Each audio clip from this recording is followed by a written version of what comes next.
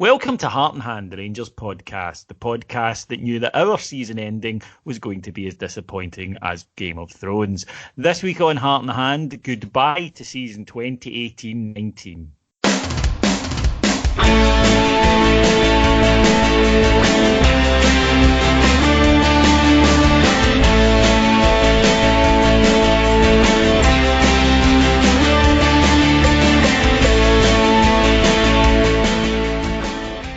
So welcome to Heart and Hand, the Rangers podcast. My name's David Edgar and I'm joined this week by two of my favourite podders. First of all, it's the man from the funnest bus in the whole of Scotland. It's Mr. Andy McGowan. Hello David, hello Colin, hello listeners. So you're sad to see an end to the no singing, no dancing, no drinking, no anything else bus? It's not quite as bad. I mean, this is growing arms and legs. You ban strong and you get caught, Mr. Fun Sponge, come on. I've heard on your bus that if somebody did want to grow arms and legs, they would have to write for permission first, and you'd deny it. But that's... Well, to the committee, which is... Yeah, exactly, to the committee, and then it would be heard. Yeah, exactly. I need a piss, but you'll need to wait. We've only got another 4 hours till we get to Aberdeen. But joining me as well, it's the man with too many shoes, but no dog, Mr. Colin McMillan. Hello, good evening, both of you. How are you? Happy end of season, I suppose. Yeah, it kind of feels that way, doesn't it? Feels the sort of last day of school. We can all take games in and just basically muck about till home time. And that's kind of what Rangers did at Kilmarnock, unfortunately. And as I said in the intro, look, I think that we knew, we said this last week on the show, that the gaffer immediately after the win last week basically said, the team next week, I wouldn't expect to see the same. And I thought, right, okay, here we go.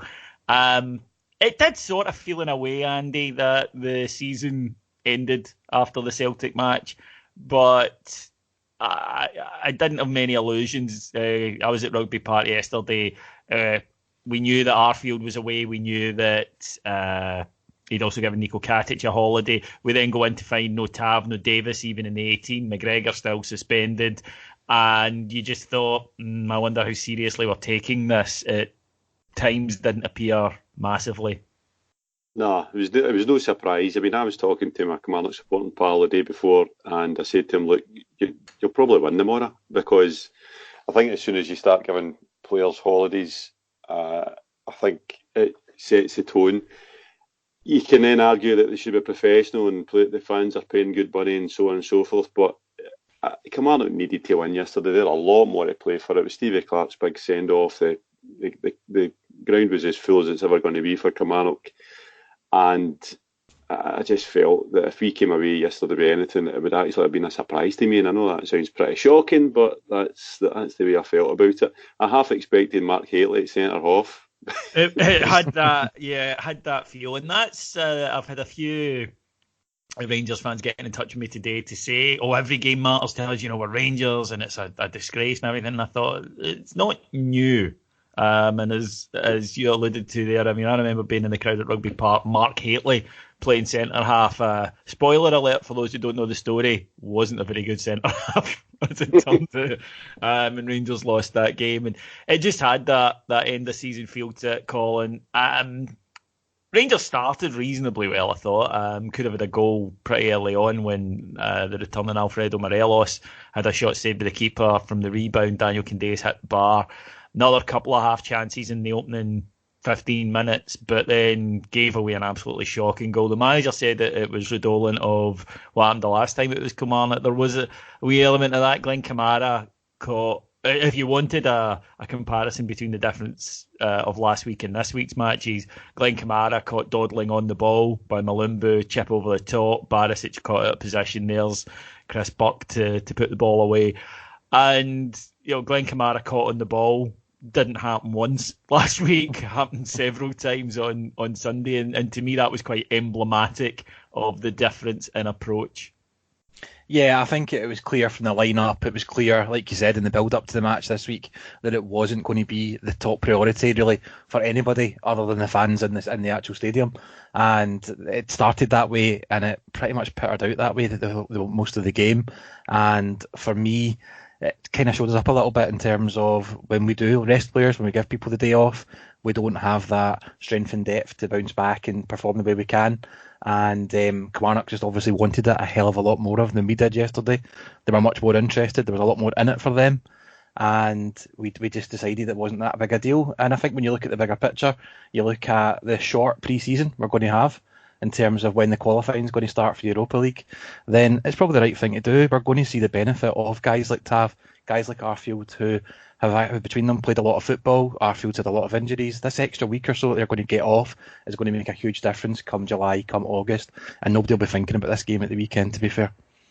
I get what the manager was doing. I do. And look, I paid money to go and see the game yesterday, but as you say, it's something that really won't be remembered past this week, in all honesty. And if we get off to a good start next season, I was disappointed at the game, I've got to admit, because there was a slackness to us that hasn't been there in the last few weeks.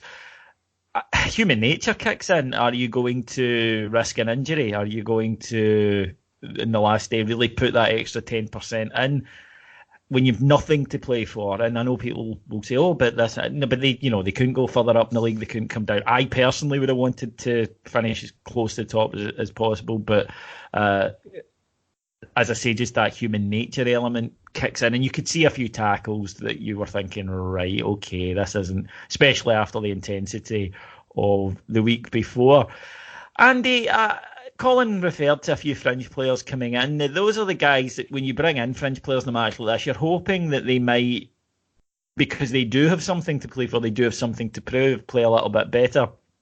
And certainly at the ground yesterday, there was a lot of criticism for Borna Barisic, an awful lot of criticism for him. I have to temper that by saying I thought he had a poor match. I thought that he looked cumbersome, didn't get up and down the flank particularly well. His crossing was poor. He had, I think, a minor part in the first goal, but certainly, obviously, a big part in the second. And overall, he had a really disappointing game. However, trying to be, quite fair about it, once I'd kind of walked away from the ground, calmed down a bit, I thought it was his first game back in a long time, plastic pitch, etc. You do have to be, I think, aware of the circumstances. But then when I said that to someone, the point put back to me, and it's a fair one, was, yeah, but this isn't a one-off. This isn't something that we haven't seen. So I'm kind of torn on it, in all honesty. I'm not quite sure where I fall on it. I'll be honest and say that over the course of the season, he hasn't really impressed me. I don't doubt that he has talent. I just don't think he shows it enough. There are questions about his attitude. But I think to pick on him for yesterday might be a little bit harsh, given, as I say, it is a comeback match, and in comeback matches you're going to be a bit rusty. Aye, so the jury's out on him. It's quite clear that he was signed on the back of obviously more than just the games against us. That was when we seen him, but I'm pretty sure the Rangers had seen him a lot more than that. I certainly hope so, and I certainly think that'll be the case. And when he did sign, I was the same as you, Davey. I thought this guy's going to be a real asset to us. He just looked like a bombing left back, pace, superb crossing, scored a goal against us, so we had a threat. It's never really happened for him. He's shown it in glimpses, and I think the problem that you've alluded to there is that we are starting to question, and certainly managers questioned it, whether he's got the grit, I'm trying to think of the word, but the kind of cojones. Cojones is a good word. That's why you're an English graduate. The cojones to actually make it in the very games like yesterday. So that was what I was looking for him to show, that actually he can go to Rugby Park, playing a shit surface against a team that's going to be all over him, in his face, and he kind of fell short once again. The same as he fell short at Livingston in the first game of the season at Livingston when we get beat. It was the exact same kind of performance. I thought he was badly at fault for the first goal, Davey. I actually thought that the whole team get caught ball watching, including him. And I thought that too, and I thought he didn't exactly break his neck to get back. He was that far out of position. He could have been on a motorbike and still no got him. So it was really, I thought it was a horrendous goal from his point of view. And I think you could see his reaction when the ball hit the net. He knew, fuck, yeah, that was my fault, and I'm going to get it for that. So it was still Kamara's fault. I mean, he's been just caught dawdling on the ball. I think, I disagree, David. Barra's got a bit of credit in the bank, and it's understandable, but he's got a bit of credit in the bank, and but I take your point. I mean, it just was a bad goal. It just was a very bad goal. Poor goal. But I don't know what we do with Barisic now, because you need to say, right, there's assets, there's qualities there. Do you sell him and get something when he's still a Croatian international, a kind of burgeoning Croatian international, which counts for something? Or do we actually cut our losses and say, right, get rid of him? I don't know. It depends who you get in. I think we need another left back. Oh, we definitely need another left back. I think that for me, Colin, you sit down with him in the summer and you say, look, this league ain't going to change. This is what it is.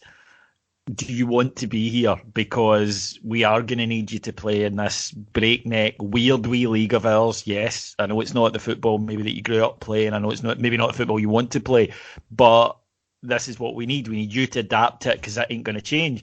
And maybe just say, look, this is your get out. Otherwise, we'll just, you can go off to a league that you feel more comfortable in, shake hands, forget about it, rather than maybe persevering if he feels deep down. We've seen it before. Talented players come to Scotland, not just at Rangers, at other clubs, and because of the strange way our league is, just do not settle. Then they go to a league that's quite clearly a better league, and they do well. Yeah, probably the people that know better about this than us, guys like Michael Beale, spoke about this on the pod recently, that how different our league is to every other league in terms of physicality, in terms of refereeing, in terms of pretty much every aspect of it. And when you have a guy like Barisic, this is a guy that every single Rangers fan was quite excited about us getting after what we'd seen of him, what we thought we were getting as a player. And going into the summer, I think left back's a really important thing that we need to get right, because on paper, Barisic should be the answer. He's a Croatian international. He's got everything in his locker that you think you would need and be able to do, but he's not. He's consistently shown us that he's not doing it when it matters.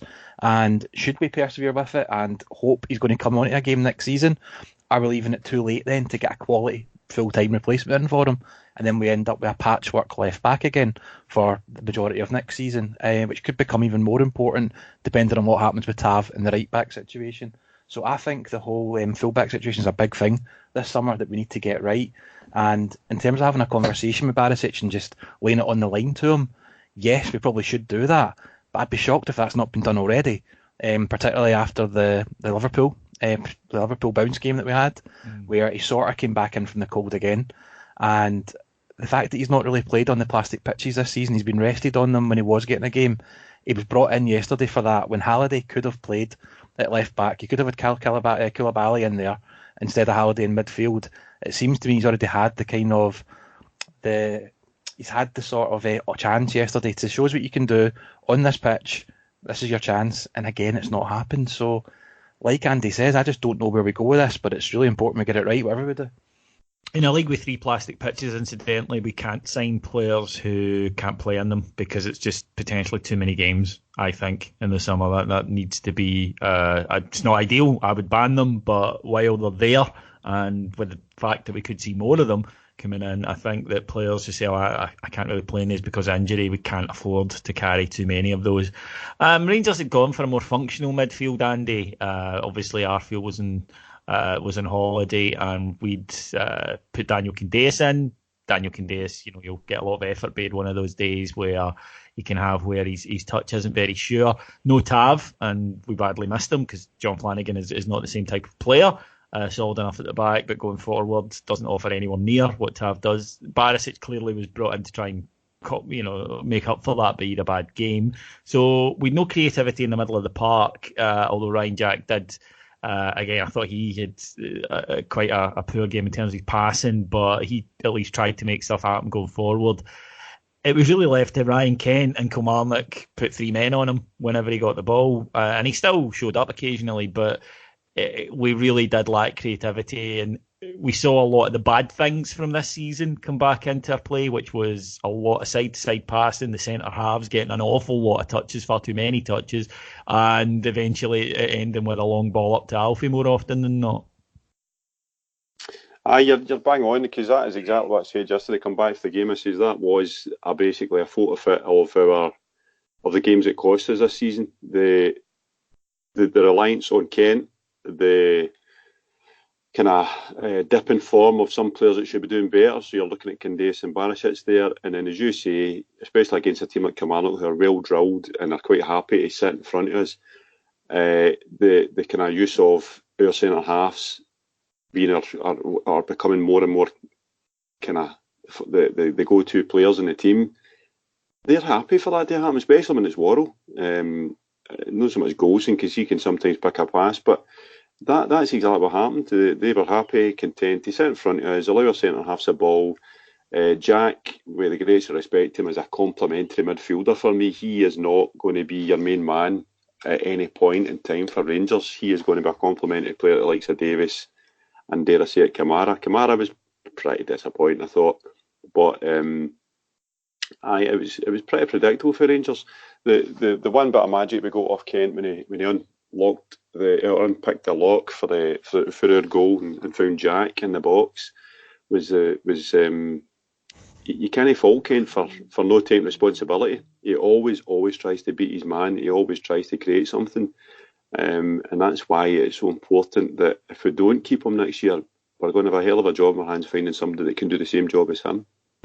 Of course, reports coming out that the manager said after the match that we have tried to get him back on loan from Liverpool, waiting to hear back from Liverpool, who rate him at £12 million, which would of course rule us out of a move for him. Colin, speaking of Ryan Kent, you're a white guy who thinks that he is, shall we say, has more in common with people from the African American culture. I noticed that Ryan Kent has an "Only God Can Judge Me" tattoo. You must have one of them, right? I haven't yet, actually. No. I'm surprised at that. Must be a big Tupac fan, is Ryan Kent. I'm sure he's got that somewhere. Well, he did. I think he does now. I always like that. "Only God Can Judge Me." Well, yeah, and the judge. The judge. And 50,000 fans in the stadium. Yeah, if you try that one in court, I don't think it's a particularly successful defence. If you go, it'd be great if it did. You turned up and you went like, "Only God can judge me," and the judge went, right, okay then, mate, on you go. It just doesn't happen that often.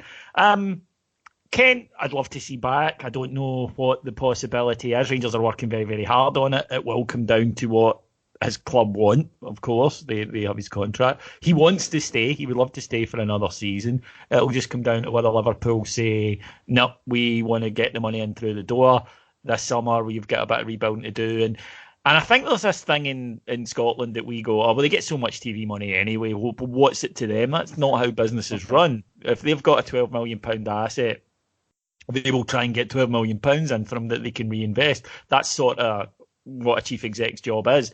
And look, while I'm sure Liverpool are happy to do favours for Steven Gerrard, they ain't doing them, realistically, about an £8 million worth of a favour. No, they're definitely not, and I don't think Steven Gerrard would expect him to do that either.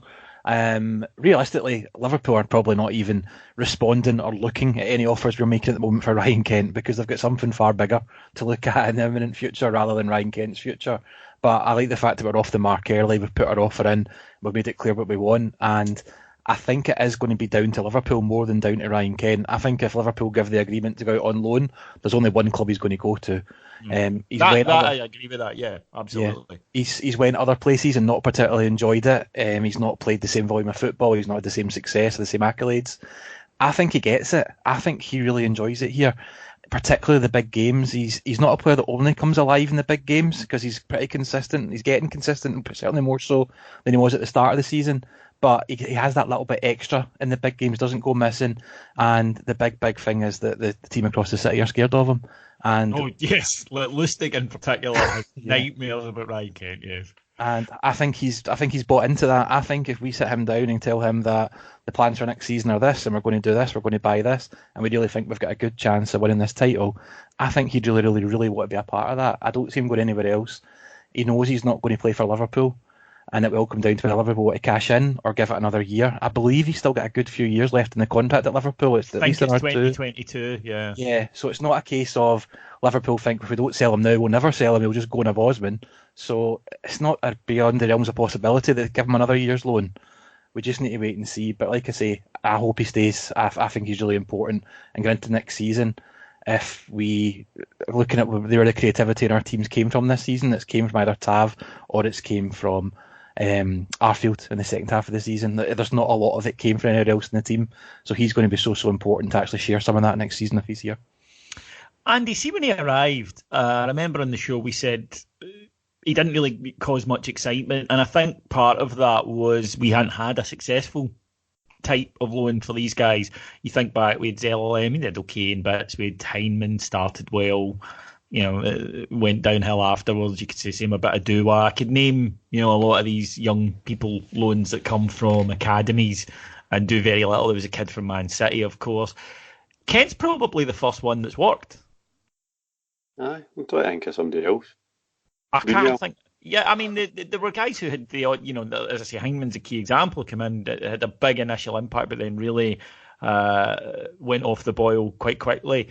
And I think that maybe he has at least opened up the possibility to us that, okay, this can work for us. As Colin says, he played a lot of football. He showed up in big matches. He wasn't just doing it against lesser lights. And it shows you that there is a possibility, because we unfortunately need to operate in that market. This is not a market we can afford to reject. But Kent shows you that it doesn't have to be just advantageous for the loaning club. No. But Kent's a wee bit different in that he is the full package. He obviously came from a supreme academy in Liverpool, but even in the early days when he was playing for us and folk weren't too sure about him, and you obviously get fans that make their mind up after 20 minutes and that kind of stuff. But what I liked about Kent was his absolute diligence to doing things for the team, even when he himself wasn't playing so well. And that was a kind of nod towards the type of player he is. It was a nod towards what he wanted to do for us. And it was in contrast to like Ajaria, who came from the exact same place, which was he picked and chose when he wanted to turn it on, and ultimately his heart wasn't in it. Kent's heart has been in it for day one, as far as I can see. I think that might be doing his relationship with the manager, Mick Beale as well, because obviously there's a background there. And I think he wants to prove himself. Whether he'll make it at Liverpool, I don't know. I don't know if he's actually at that level. It might be in the future. He was asked about it, Andy, and he said, do you still have ambitions playing for Liverpool? And he said quite tersely, no. Oh, well. So I think he's aware that enough. Yeah, I think he knows that's not an option for him. Well, he's in the same boat as the likes of Harry Wilson then, because he's the same kind of player, a superb young player, done his job, shown up extremely well in his loan move, but their next move is a big move. But I thought he's been great for the first minute I seen him. I just thought he was a great wee player, even when he wasn't playing well. He worked hard, he tracked back on that stuff, and that kind of thing to me counts for a lot. Yeah, very good. His first game in Europe, remember, he'd come in on loan for about an hour before, and he got pitched in a European game and done a real shift, and I thought, well, there's something happening here. So he's had a good season. Alfie, of course, has had an excellent season in terms of goal scoring. He hit 30. He won the, and don't cringe too hard, people, it made my balls shoot up into my throat, the Tartan Boot. I know. For top goal scorer in Scotland with his second half strike. Colin, we got the full Alfie yesterday. He, I thought that the team over-relied on him to cover up their own failings. The fact that the passing was off in midfield and wide, we weren't doing as much as we wanted to. They started lumping it to him and said, "On you go and compete for us," which he did. He was still a bit rusty. You could see that. Popped up with a goal and gets booked for gesturing to the Kilmarnock fans. It was right in front of me. He did do it. There's no doubt. Could have been red carded for applauding the referee, who we will come to in a minute. And it was just Alfie's greatest hits in one afternoon. It was. If his agent wants to put a video together for any prospective clubs, just give them that recording of that match, because it literally was. It was the 3 or 4 sides of Alfredo Morelos that you get, the 3 faces of Alfie. He did something great. That goal that he finished was an absolute superb finish. That don't think many players in the league could have finished that goal the way he did. But he also showed some of the petulance that we've seen. He showed the nonsense, the play acting when he went down with the injury with the goalkeeper. I don't know if you've seen some of the clips back, but he's face up looking for the referee. When the referee comes over, he then drops down to the ground and starts rolling about. He also inspired the team to kind of rely on him too much and went back to some of the old stuff that happens. This isn't his fault, but him being in the team is a product of the team passing the ball to him, and Alfie do things, and he can't always do it. But he showed yesterday, for me, that as much as I love him, I am ready, I think, to move on from Alfredo Morelos, and I can completely see the upside of cashing in and what we can do with that money we hopefully get for him, rather than relying on him, because I do think the team plays better without him. And I know this is crazy because he's by far our best player, but he isn't conducive to the best team performances that we've seen. And I think with the suspension that he had towards the end of the season, it gave us a real opportunity in this split to see what we can do without him. And we saw it, we liked it, we put our best run of victories together all season. 7 in a row, I think it was. Six, sorry, it was almost 7, wasn't it? And not really, it was 6 and then we got beat yesterday. Thanks for there's no real almost, is there? And we weren't even like ahead and got pegged back. You know, it was like, no, we got beat. But I do take your point, Andy. First of all, Colin, that was very brave of you, because there's a section of Rangers support who adore Alfie. I think we all love him in certain ways, but there's a section who just cannot abide any criticism of him. The fact that you were suggesting the heresy of letting him go out the door, I think, you'll have a busy inbox the next few days, put it that way. I'm a very brave guy, you know that. Yeah, be the alpha male. Be prepared for that. But Andy, it's a quandary, because I think Colin's right. I think that we weirdly, absolutely counterintuitively, look a better side without someone who I would agree is our best player or our most talented player. Because, and it's not his fault, I think that to utilise Alfie properly, you have to play a certain system, a 4-3-3. I think he's shown he doesn't like and doesn't really fit into a 4-4-2 or 4-2-3 or whatever. It helps if he is playing that 4-3-3. He prefers it. And this is absolutely not his fault, that a lot of the other players tend to play at him rather than through him. And they play through Defoe and Arfield, who's a key part of that. But it's ball on the deck, play through the middle. With Alfie, they tend to go, Alfie's, I'll just hit it up there and let him go and compete for it. And he's so good that he can actually do that and score goals from that. Just go and win a high ball and then beat men and smash a ball home. He has this amazing talent. But it is a very strange dynamic. It is. I don't think... I think if we can keep him, we should keep him. I don't think there's any question about that. I take on board the sight of 10 million quid plus coming into the club.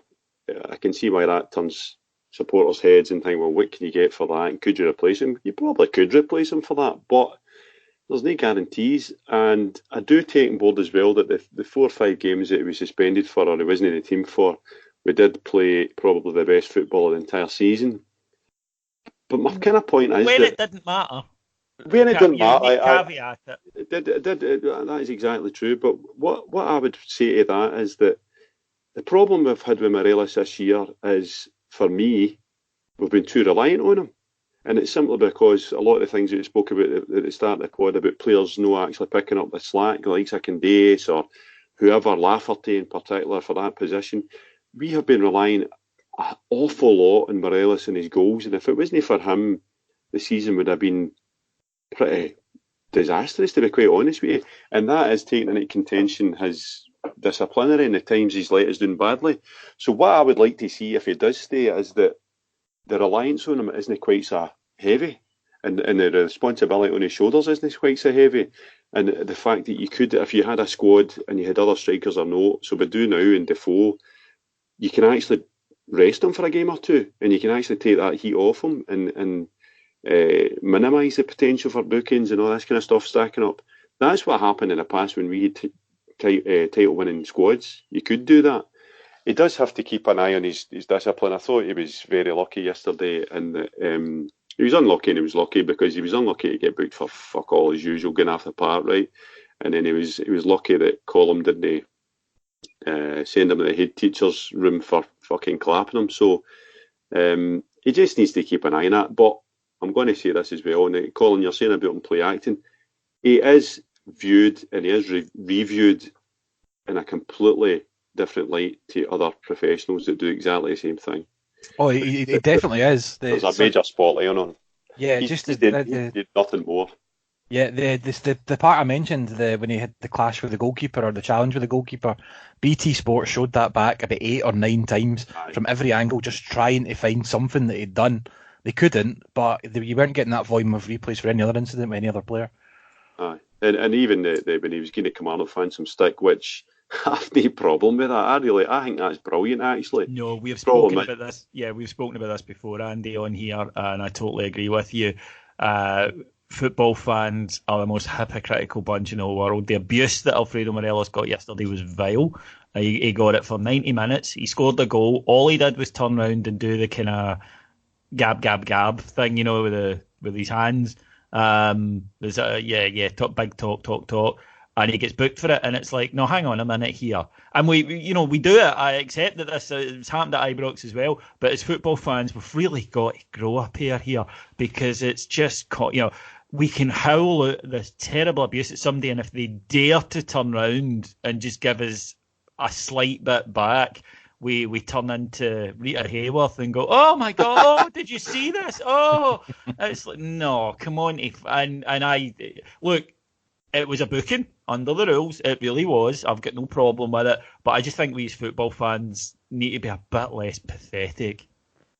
So what's that booking for? Incitement of the fans in case some fucking fanny runs on the park? Basically, yeah, in case, winding up fans, you could cause trouble. And look, that's the rule, and I get it, and I'm not complaining about the booking. I'm genuinely not. But I do think the reaction from, as I say, that it was the sections of the crowd that had given him dog's abuse and really bad abuse throughout the whole match. He turns around, he gives them a gesture back, and it's not even a get it right fucking up you gesture, which, as we know, is allowed in certain circumstances in Scottish football. It's just a shut your mouth basically, and they go. I mean, the rage in their faces, you would genuinely think he'd taken out his cock and pissed on the Kilmarnock squirrel. It's about.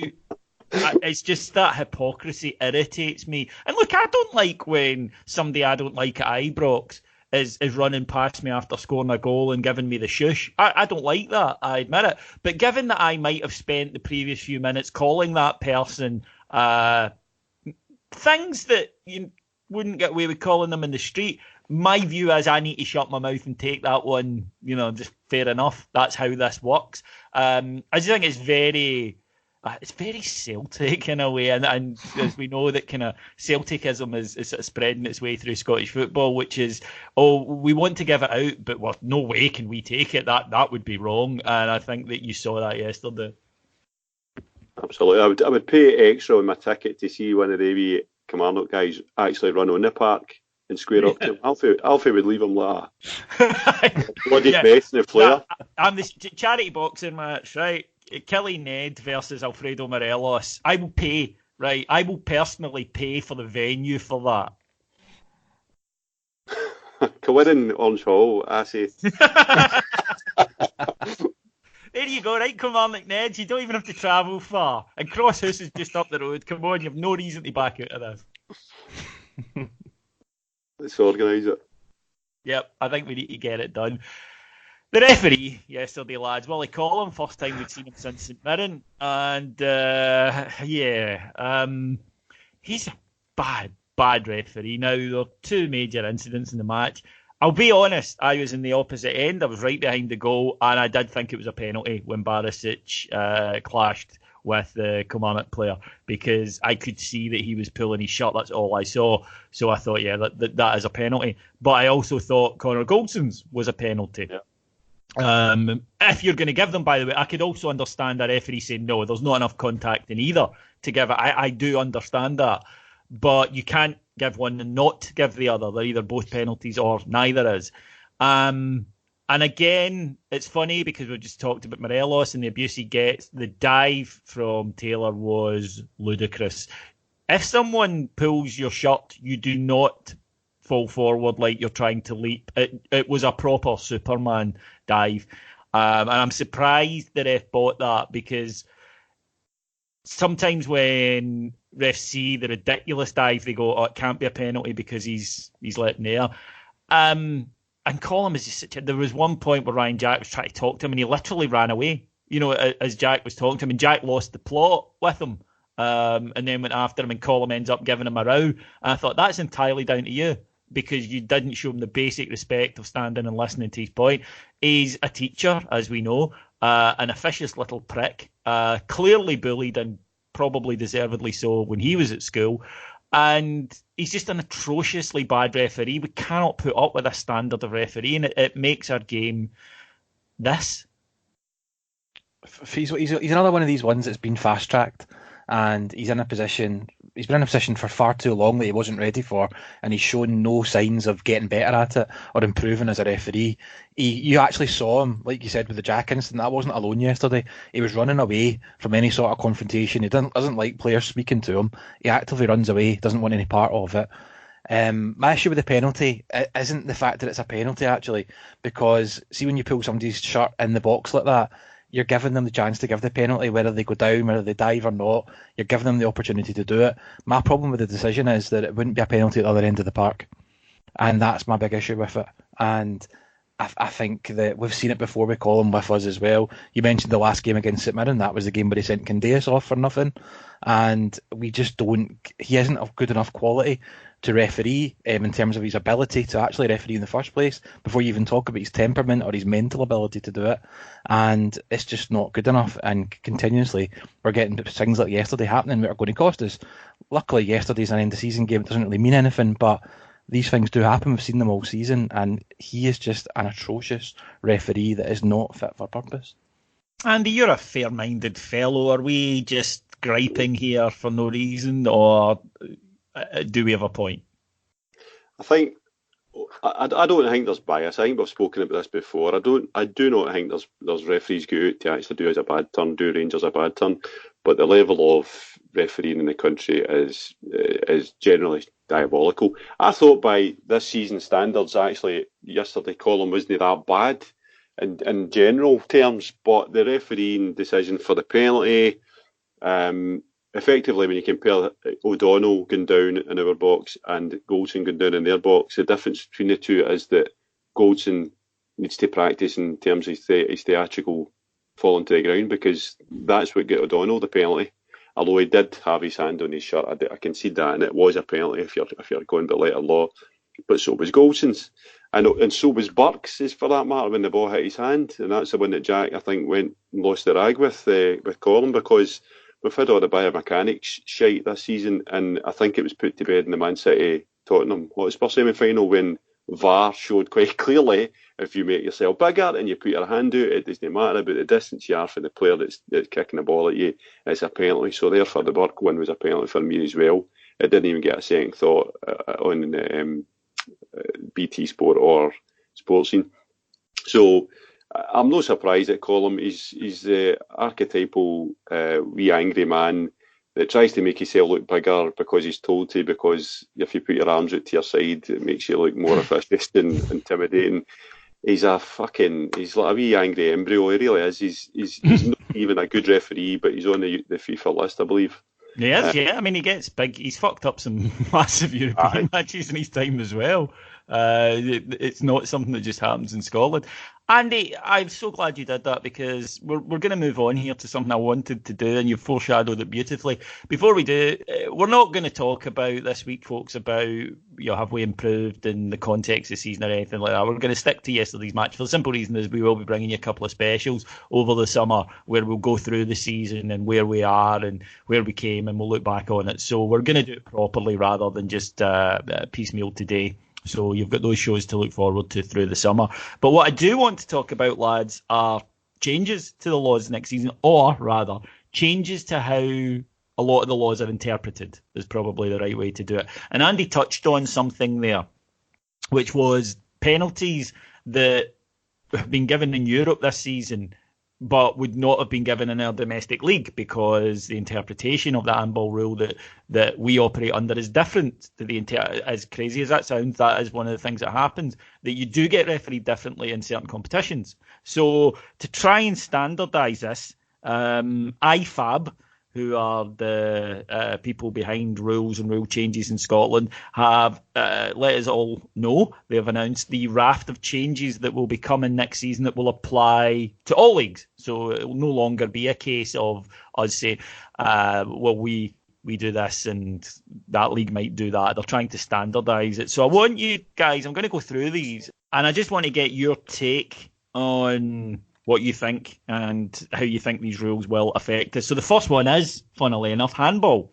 And handball is probably the biggest change in these new rules. Now, of course, we've seen a lot of dubiety this season, different people with different opinions on what constitutes a handball. Does it matter if it's accidental? I mean, that's a big thing. You hear a lot from pundits say, oh, well, it's accidental, and you'll hear referees say, well, that doesn't actually matter. Is it hand to ball? Well, that's another phrase we hear a lot. Well, natural position, all of this. Well, Andy, basically a handball next season, even if it is accidental, that leads to a goal-scoring opportunity or a player gaining control of the ball, then a free kick will be awarded to the opposition straight away. So if somebody boots the ball at you and it hits your hand or your arm and rebounds to another player who runs off, rather than the ref going, well, he didn't mean it, they'll blow it straight away. So it's got nothing to do with whether or not you meant it. It's just you gained an advantage, even accidentally. So he blows up and it's a free kick. It'll also be a foul if the ball touches a player's hand and they make their body unnaturally bigger as a result. So these ones you see where the ball hits a player's hand and he shoves his hands up in the air, that will now be a foul. The rule states, or the rule change states, having the hand arm above shoulder height is rarely a natural position, and a player is taking a risk by having the hand arm in that position, including when sliding. So the view is, if you're in the box and you've got your hand up, then biomechanics don't matter anymore. This thing we hear a lot of, you can't jump without putting your hands in the air. It doesn't matter. If you are doing that, your hands are basically not by your side, they're up, then you run the risk. It is going to be given against you. What are your thoughts on those? I think it's long overdue. When you're reading that, I'm thinking of Richard Gough at Parkhead in 1989, so this is how long this has been on for. We got a penalty against us for the exact same thing. The ball bounces up and hits him in the hand because his arm's out.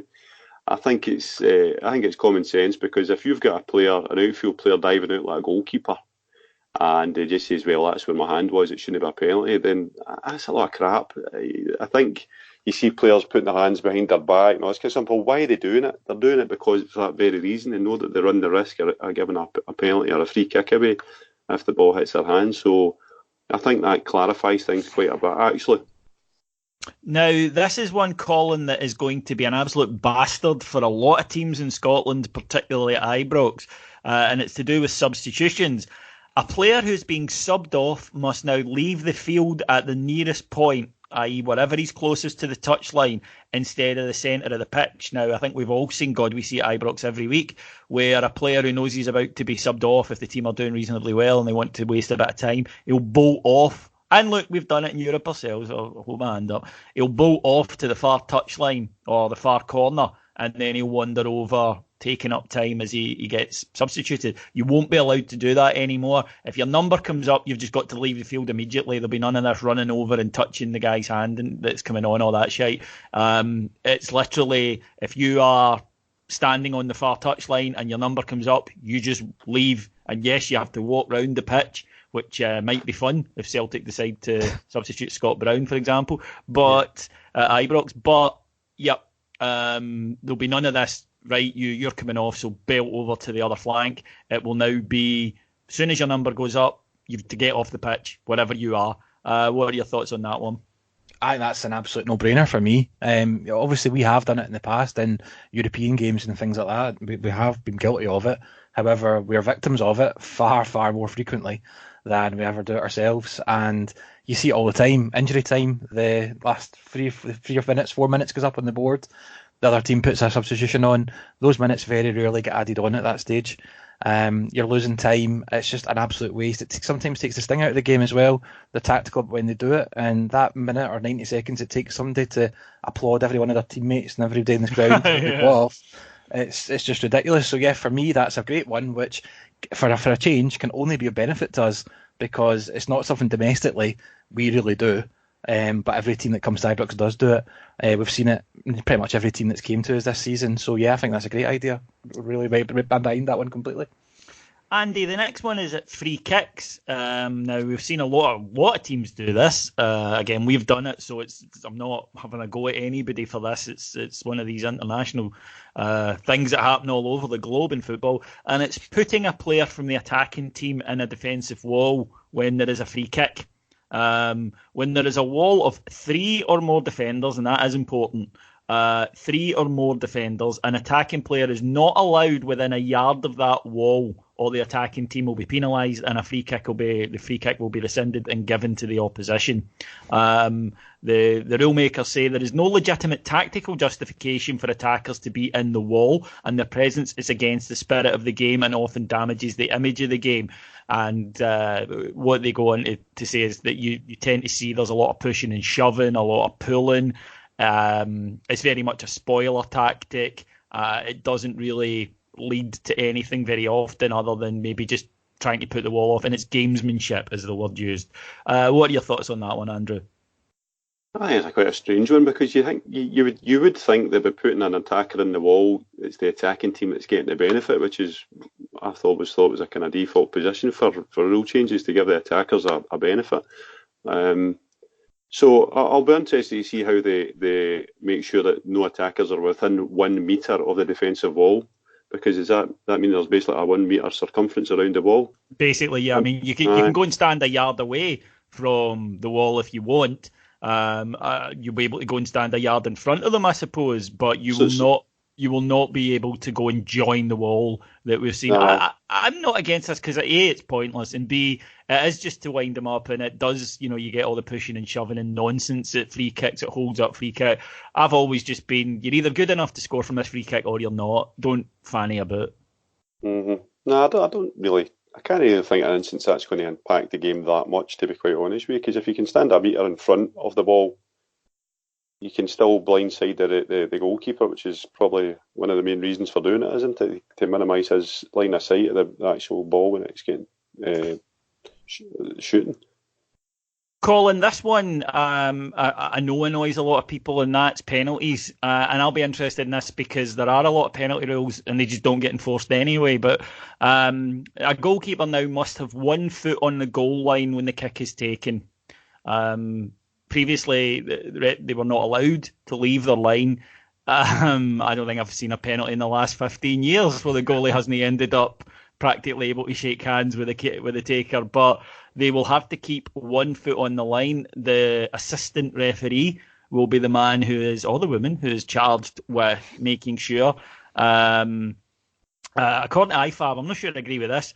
It says 1 foot being on the line is easier for a referee to identify than both. Well, okay. Goalkeepers also can't touch the goalpost, crossbar, nets, and they must not be moving so they can't put off the attacker. I'm a bit dubious simply because there's been all sorts of rules at penalties for years and they never ever get enforced.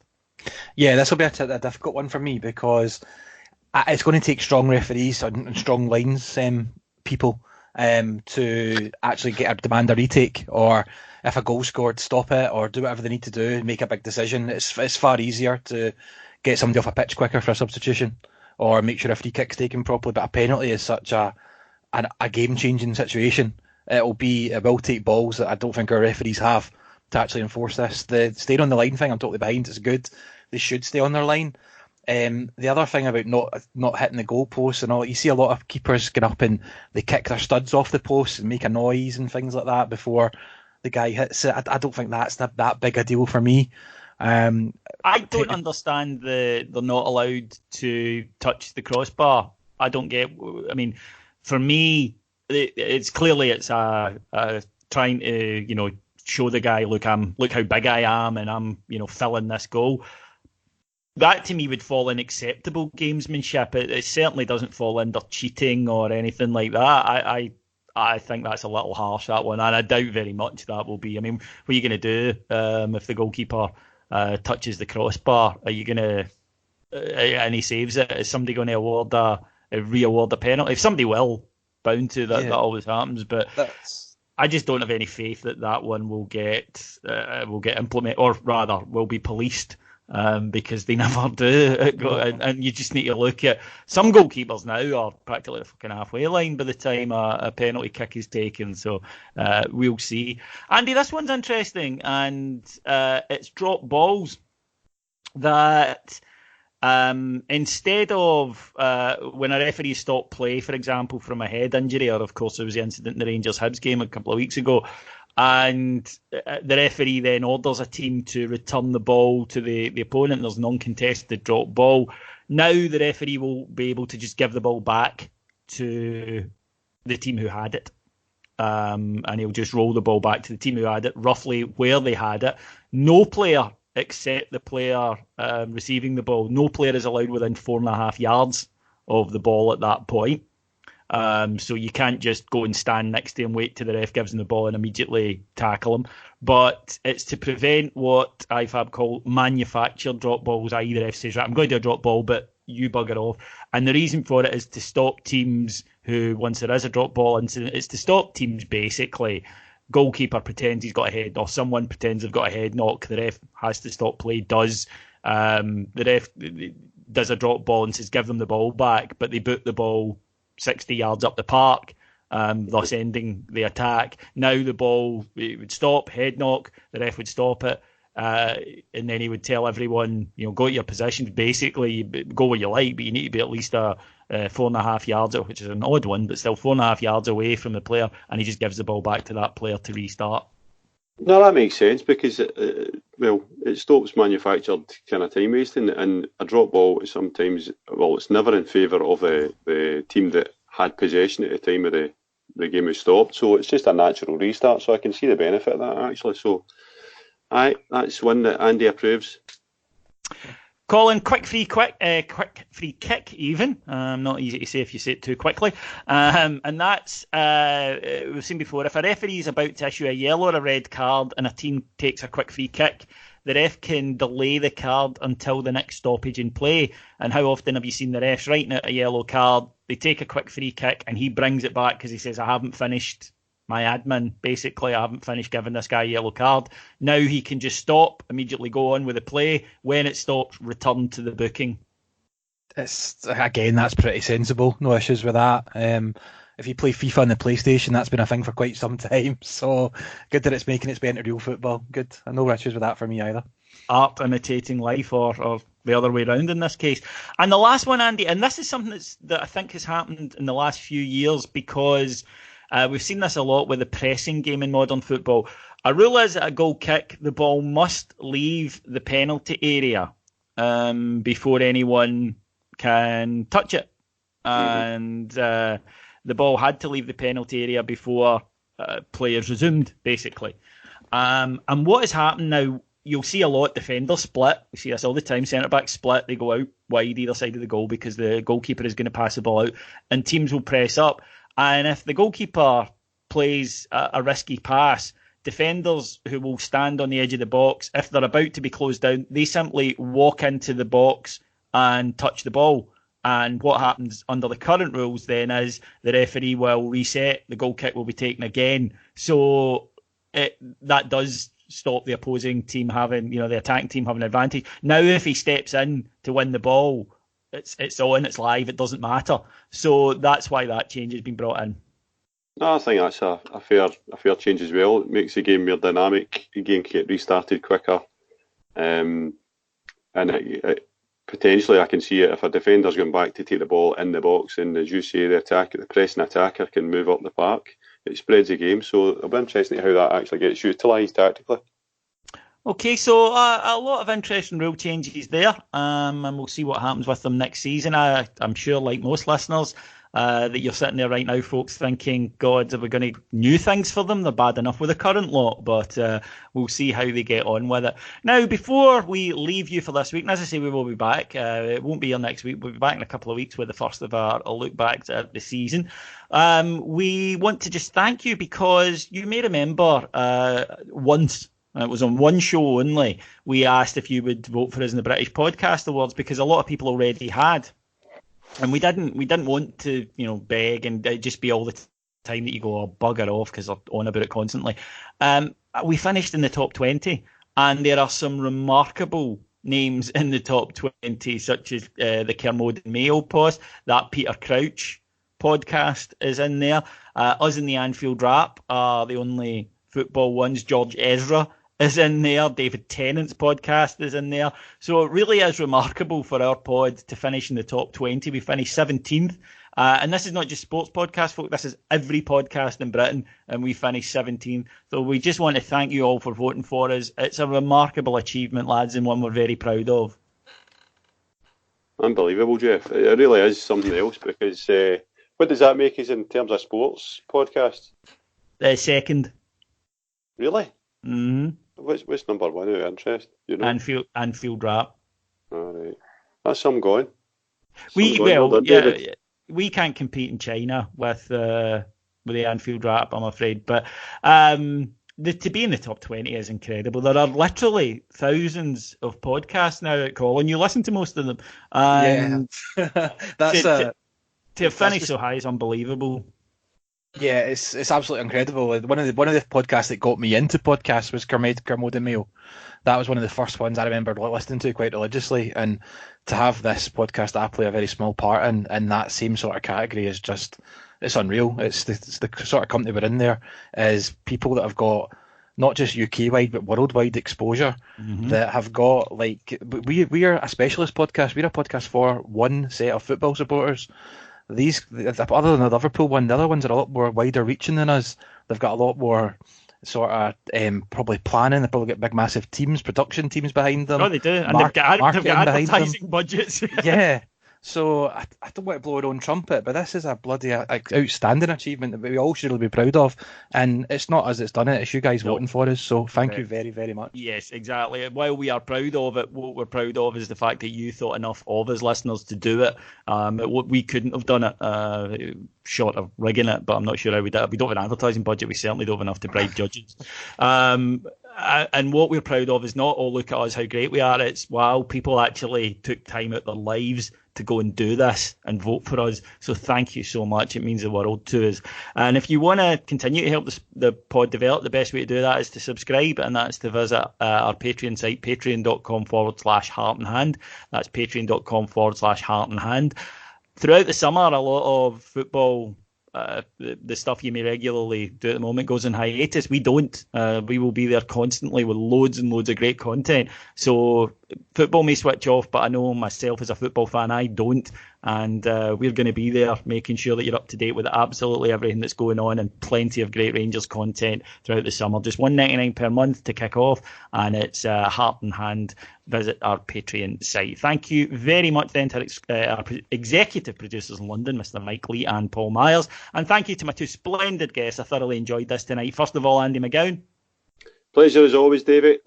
Secondly, Mr. Colin McMillan. Yeah, thank you, everyone. The foot will be back before you know it. We'll be back in a fortnight, so we're hardly going away. Until then, you have a great 2 weeks, and I'll speak to you again soon. Bye.